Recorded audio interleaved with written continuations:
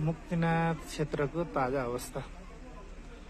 मुक्तिनाथ मन्दिरमा अहिले यदि हिउँ पर्दैन थियो भने यो बाटोमा हिउँ परे जस्तै गरी बाक्लो मान्छे हिँडिराखेको अवस्था हुन्थ्यो।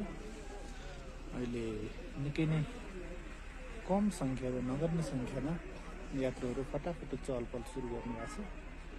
यद्यपि समय धेरै नै भइसकेको छ। यो मन्दिर क्षेत्रमा हिउँ परिरहेको दृश्य हो। ज्वालाको र भगवान बुद्धको स्ट्याचु यो उकालो बाटोमा पनि त्यति धेरै संख्यामा यात्रीहरू अहिले हुनुहुन्न। यद्यपि आइ नै राख्नु भएको छ। यो विकास समितिसँग पनि मौजुदा धेरै मान्छेहरू आउँदा